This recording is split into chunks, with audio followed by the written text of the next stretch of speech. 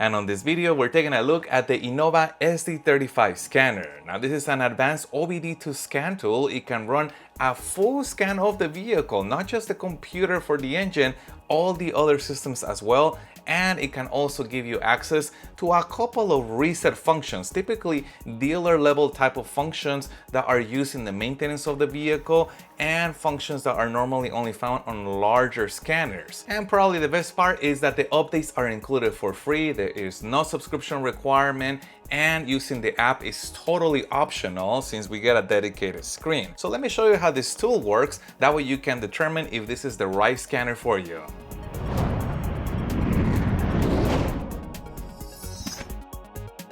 And I have placed a link in the description down below to this scan tool if you'd like to get one for yourself. And the SD35 scanner is equipped with a 3.5-inch screen, and I think it's not too small. I think it's just about the right size for this scanner. It keeps it nice and portable. Also notice that the scanner itself is hard plastic. However, it does have this outer portion that is sort of a casing on it, and it's a soft material, so that's gonna protect it against drops. And also the buttons on here are fairly easy to navigate. You got a home button, some arrows, an OK button, and a go back button. Now here you have the connector that's gonna go to the vehicle, and this guy is 6 feet long, so I think it's more than enough length to reach the OBD2 port of the vehicle. And also there is a USB-C port. And the scanner can do OBD2 diagnostics, but it also gives you access to OEM Diagnostics, and this is where it can scan other systems on a vehicle, traditionally that only larger scanners can. I'm gonna go ahead and select the scan all systems.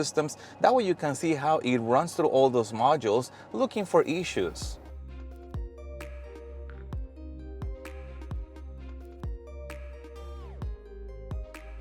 And notice that out of 31 systems, there were several issues found. You can see the first one is under engine. There is 4 under tire pressure monitor, 1 under combination meter, another issue in the navigation system, 2 in power source control, 3 in smart key, no fault for the other ones. And you can scroll through here. That way you can see how those were found to be okay. And I'm gonna scroll through this whole list just so you can see the 31 systems that were found on this vehicle. Now you do have the option of erasing all of the DTCs at once, but we're not gonna do that. I wanna show you how you can get the actual details for each. Let's take a look at engine. I'm gonna hit OK, and I'm gonna read the actual issue that was found.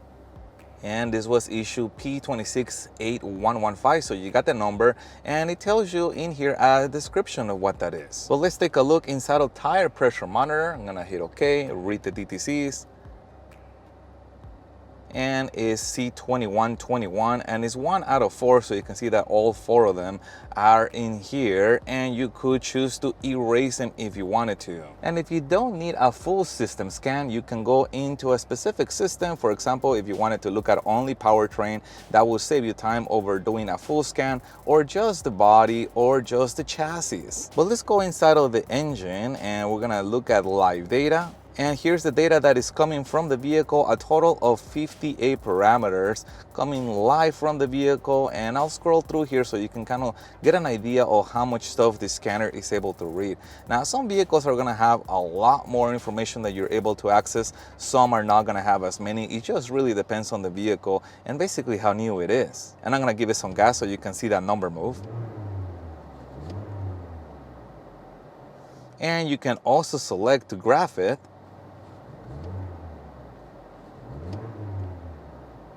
The other thing that you can do with the graphing option is the merge graph option and multi-graph option. If I go under merge graph, I can select 1 more parameter to graph together in the same screen. And you can see on here that we have 2 parameters, engine coolant temperature and engine RPM in the same screen, color coded. 1 is red and 1 is blue.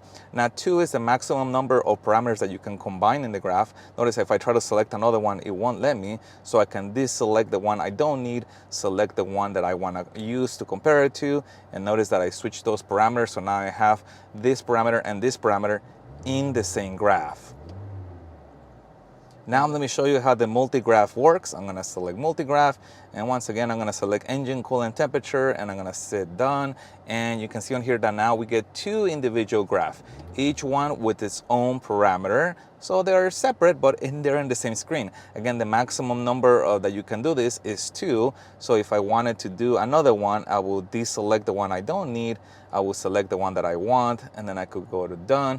And now here we have the two parameters that I'm interested in looking at in live data, each one individually on its own graph. You can also record the data that's coming from the vehicle, and that is done by going into the live data menu, and then you can select to record by DTC trigger or to record manually the data, and then you can select on here which is the information that you want the scanner to record, and you will play it back using the playback live data option. And there's two ways to play back the data. The first one is continuous playback, where the data plays back in real time, like if we were connected to the vehicle, or we can look at the data frame by frame. And before we look at OBD2 Diagnostics, I do want to show you the workshop tools, which are the service functions. And you got oil maintenance reset, battery reset, battery initialization, battery and alternator test, and TPMS relearn. Well, let's move over to OBD2 Diagnostics, and here you can look at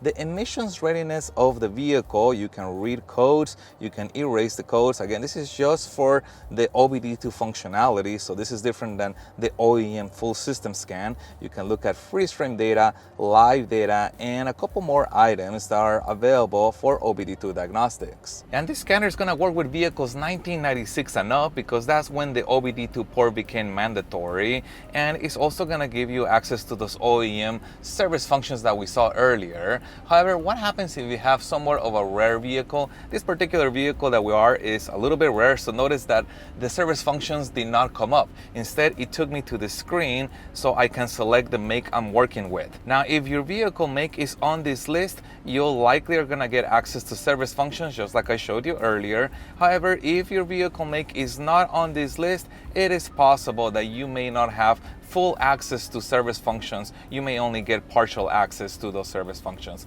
However, OBD2 Diagnostics is still gonna work even if your vehicle is not on the list that I showed you earlier. Again, 1996 and up, that's when the OBD2 port became mandatory, so we're able to scan the vehicle even though it's somewhat of a rare vehicle because it has OBD2 port. And on their previous vehicles, you have the history of the vehicles that were scanned with the scanner and also any reports associated with it. And on their tool library, you got a couple different things on here. Let me show you inside of the DTC library, and here's where you will look for the particular vehicle that you're interested on checking on a DTC. Perhaps you have a number but you don't have access to the vehicle, so let's look at PO1,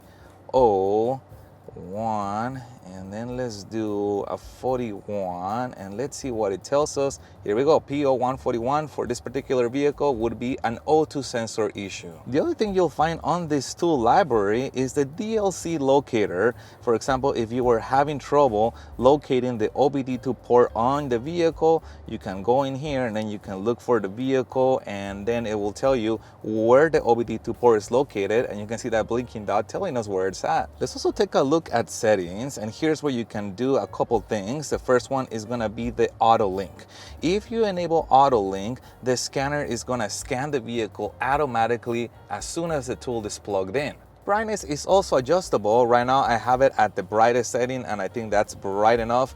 You can also change the languages, and there are a total of 3 languages included. Unit of measure can also be changed between US standard or metric, and here's also where you can enable the app functionality.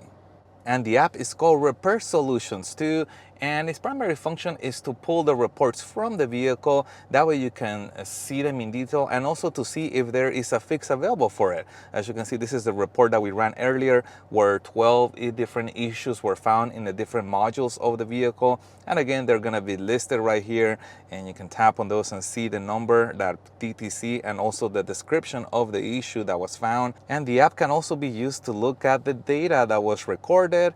I'm gonna tap on that recording, I'm gonna hit done, and this is the data that we recorded earlier. I'm gonna tap live replay so it can play back again in real time.